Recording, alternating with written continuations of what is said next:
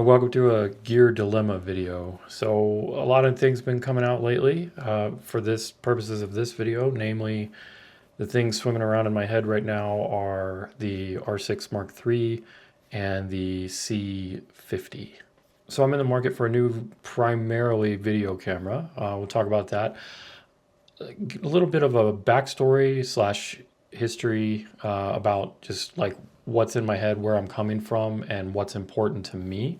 So if you're new to the channel, thanks for stopping by. I really appreciate it. My name is Brent. I'm a photographer, videographer, cinematographer, DP, wildlife photographer, astrophotographer, time-lapse photographer, sports photographer.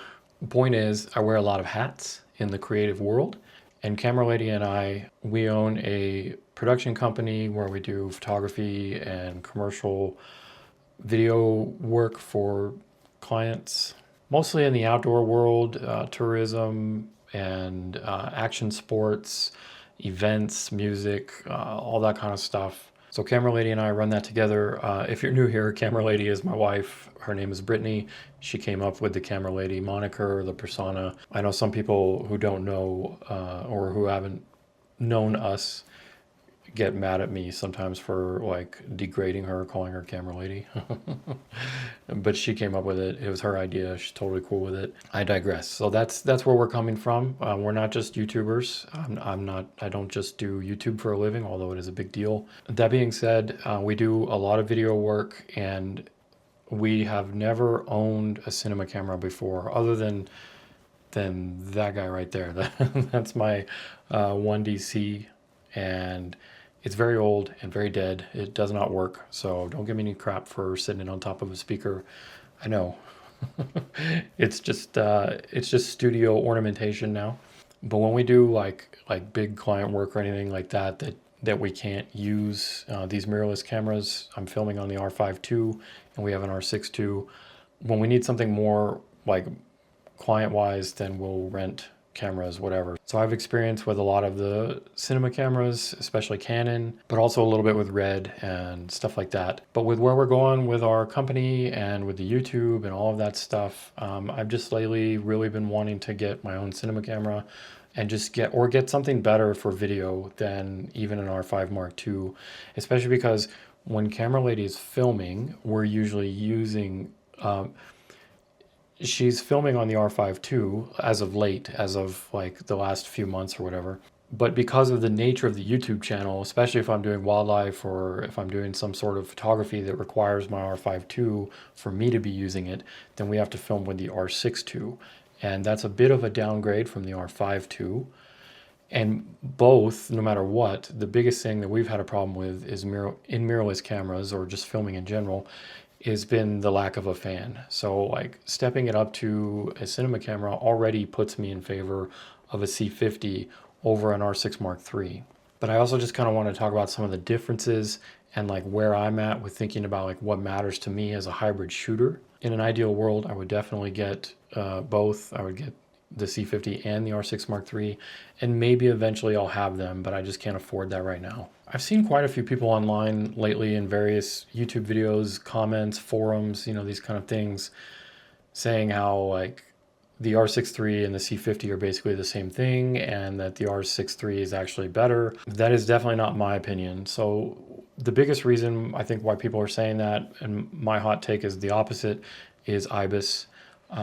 Everyone says, the C50 is crippled and it's dead on arrival because it doesn't have IBIS and the FX3 does, and the form factor really suits, run and gun with IBIS and stuff. But I can understand that, but in my personal opinion, for my use anyways, I'll just say that I actually prefer not to have IBIS. And for starters, Canon's never put IBIS in any of their cinema cameras anyway. So people that thought that they would now, like that seems a bit silly to me. But secondly, having used like all of the Canon mirrorless cameras for the past 5 years or so, like filming with IBIS, I don't like it. It always causes more problems than it solves for me and for the way that we shoot. And I basically, because of that, I'm like more than happy to put it on a gimbal and go the extra mile, the extra steps needed to stabilize my footage because I don't like the wobbles, and I don't like the fact that even if you turn IBIS off, it can really mess with your shots, especially when you're trying to mount it on a gimbal, mount it on cars, which, I've had to do quite a bit. And I do know that it can be beneficial, and I do understand, the more run and gun type of people who want it, and who use it very well in other cameras that have it. I get that.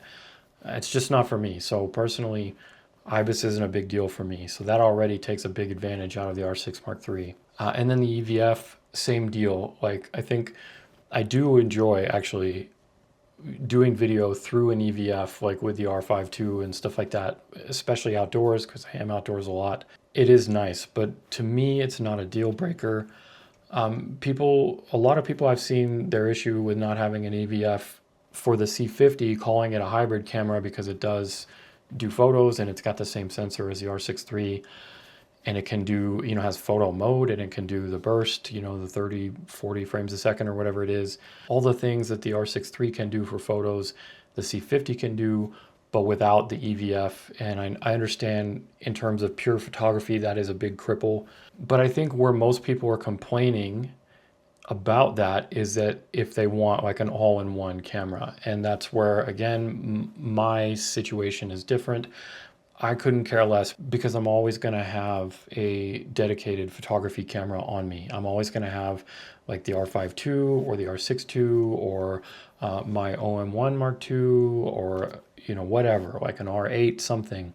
Anytime I've ever had a client that they said, hey, we're going to need some stills from the production or whatever, like, okay, I'll bring a stills camera. So again, for my use case, not having an EVF is not that big of a deal for me because I don't plan on using the C50 as like the only camera I have, because it's not. So in terms of R6 Mark III versus C50, for someone who wants a cinema camera, cinema menus, cinema features, the extra programmable buttons, and most importantly for me, I live in New Mexico. I have 330 plus days of a year of sunshine. Most of the work that I film is in the Southwest. The thing that I care about most, and the thing that I've had the most problem with the mirrorless cameras, is overheating. And it doesn't matter. My R5II, R6II, all of them, they all have overheated. I know I could get an R5C. I like the R5C. I think it's a great value right now too, and I know that all the firmware updates that it's had, and the fact that it can take the new batteries for the R5II, solving a lot of its like battery woes, and I know that it's a much better camera now than it was a few years ago. But for me, if I'm gonna go into the cinema world, I'm gonna start fresh. I'm gonna get something that's the best that I can, with the best autofocus, with the best newest features, and that's the C50. So, but if you are looking into that, the R5C is definitely still an amazing camera, especially for the price. The fact that you can find them used for under $3,000 now, like that's killer.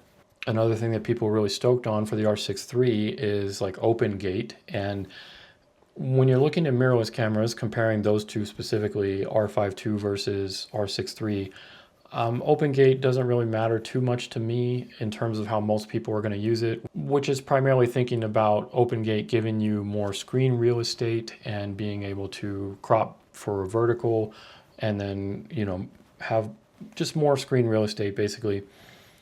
The R5II shooting in 8K, I shoot in 8K a lot when I need to do stuff like that. If I know I'm going to need to punch in, or if I know that I want to reframe things for vertical or whatever, just shooting a little bit wider than I need and filming in 8K is going to give me that ability. So that kind of makes OpenGate a moot point for that. Now, where it does matter is for anamorphic compatibility. So having OpenGate, not only having OpenGate, but then having like the anamorphic compatibility and the de-squeezing in the camera makes like the C50 and even the R6III quite attractive for OpenGate. And I do shoot anamorphic every once in a while. I don't own any anamorphic lenses right now. I've always borrowed them or rented them.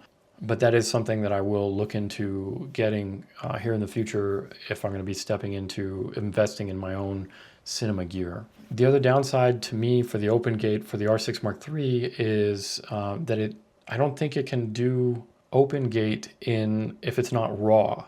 And what I would really like to see is like OpenGate with compressed codecs or 7K and 6K with compressed codecs. I think it might have compressed codecs for 6K. Correct me if I'm wrong. I hope it does. And then the same thing with the C50. Like I don't plan on shooting in RAW a lot. I've almost never shot in RAW. I know that it's great for, lots of things, but the file sizes are just ridiculous. And I've never had a client look at the work and say, I can't believe you didn't shoot that in RAW. This is unacceptable. We need to reshoot. And those are just a few of my thoughts about the R6III versus the C50. I decided that I'm going to go with the C50 first, and I prioritize that for my budget. And I'll go ahead and throw this out and make it public so you can hold me to it. If I don't have an R6 Mark III in the next like 3 to 5 months, I'll probably rent one, at least so that I can just do content for it and take it out for all the normal stuff that I do, especially for wildlife photography, landscape, that kind of thing. But as of right now, for me, I prioritized having a C50 because of the direction that I want to go and the benefits that the C50 offers. One of the things that got me thinking about all this stuff though was I film a lot of wildlife, and right now I film all of my wildlife with the R5 Mark II, and it's fine. It does great. I mean, it's definitely good. But when I saw that the R6III had some upgraded and new features, like the fact that it can do 4K 60 oversampled, that piqued my interest because the R5II cannot do that. And its 4K 60, 4K 120 don't look that great compared to its 4K like 24 fine options. I do also use the R5II to film in 8K for wildlife though when I need it, because I can punch in, and that really helps. That's usually only up to 30 frames though. But in either case, I thought about it for a split second. Are the video upgrades of the R6III like worth the sacrifices of the stills side of it on the R5II? And I told camera lady about that, and she just looked at me and said, quit being stupid, you're not going to sell your R5II. And as per usual, she was right. That was a good call.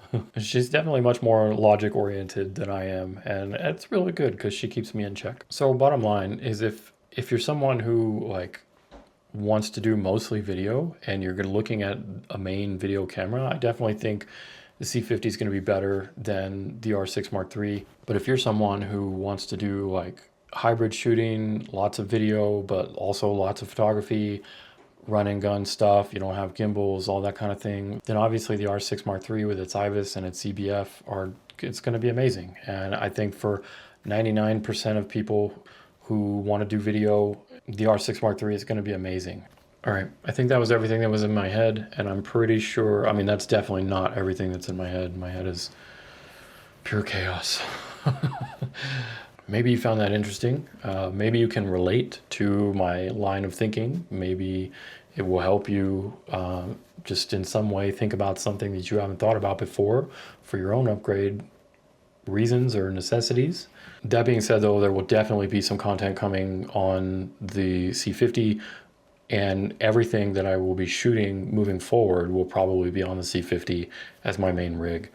So I'm looking forward to that. I'm looking forward to using it, putting it to work for both the YouTube channel and the production side. I've got some documentaries that I've got kicking around that I want to do, some short films, that kind of thing. Let me know if you guys are interested in like video stuff too, because I haven't done a lot of video stuff on the channel, like video content about video, just because I've always felt like more people in my audience care about photography than they do video. But I definitely do a lot of video and a lot of audio, and so if there's like stuff like that you guys want to see that's more video related, audio related, production related, let me know. If I have enough interest in it, I definitely like to add that to the giant list of stuff that I do on this channel. All right, last thing, shameless plug. It's a couple days before the first Bosque workshops start, so I'll be doing my Bosque workshops all winter long, all the way through February. So if you want to do private workshops with me and you want to learn how to photograph and film birds, wildlife, all that stuff in the best place ever, you can check out the link below for my workshops. Get a hold of me. December is already pretty much booked, but I still have some January and February options left. And then lastly, if you're picking up what I'm putting down, if you like the channel, if you want to help support the channel, the Patreon Over there, it's awesome.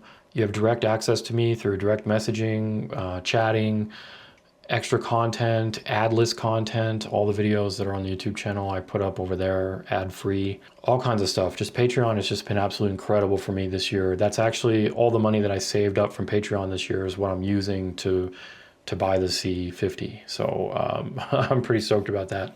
All right, well, if you made it through all that, you're an amazing human being. I really appreciate it for you giving me your time. Thanks for watching. Hope you have a great holiday for whatever you celebrate coming up. And just a great winter, and get out there, do some birding. Christmas bird count, huge. Get on it.